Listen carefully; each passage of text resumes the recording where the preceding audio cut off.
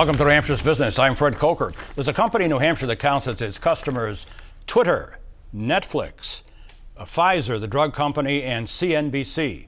And that company is Dyn. Dyn is a technology company in Manchester. It is one of the premier technology companies in New Hampshire, and it's just been purchased by, or it's in the process of being purchased by Oracle, the multinational technology company. And the common interest here, it appears to be cloud computing. So let me give you some idea of Dyn. Dyn, for those of you who don't know, it's a cloud-based internet performance and domain name service provider to companies. It monitors, controls, and optimizes internet applications and cloud services for those companies.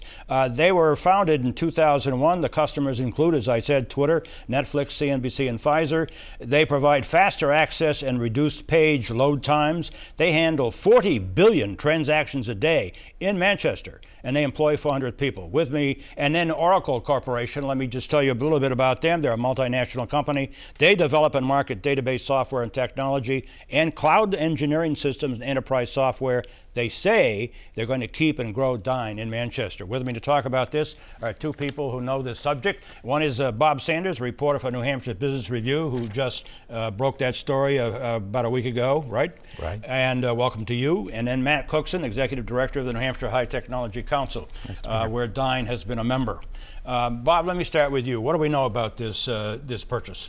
Not very much. Dyn's a private company, and it's so small compared to Oracle that they don't have to really report the data behind the deal. We do have a blogger that said it was about $600 million, and that would be small change for Oracle, who has about the purchase price. Yeah, they have $30 billion in cash lying around last time we checked. Yeah, and Matt, what's the significance of this to New Hampshire's tech community, which you represent? Right.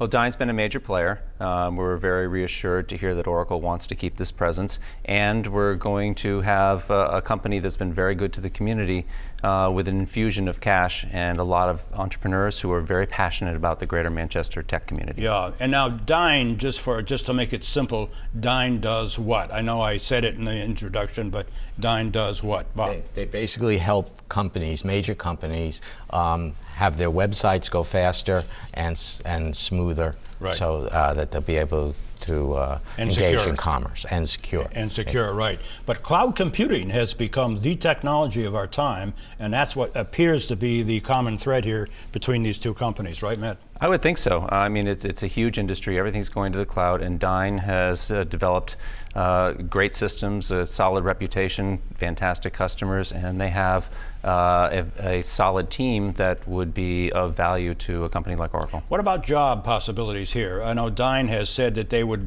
grow their company just alone by hundreds of jobs, and they're doing that. What about job possibilities here? Any ideas?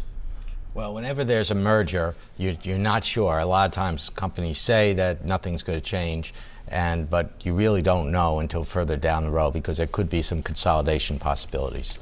Just some facts for our viewers. Dyn had reported revenues, or will report revenues. They're predicted at least to exceed 100 million this 2016. Oracle has already reported their revenues for 2016 at 37 billion. You can see the difference here, and the acquisition of Dyn by Oracle is huge for New Hampshire and for this economy. What do you see going forward with Oracle as a major employer in this state? Because they already have a facility in Nashua, so if you add those employees to the ones they inherit from Dyn, it's about 1,000 employees.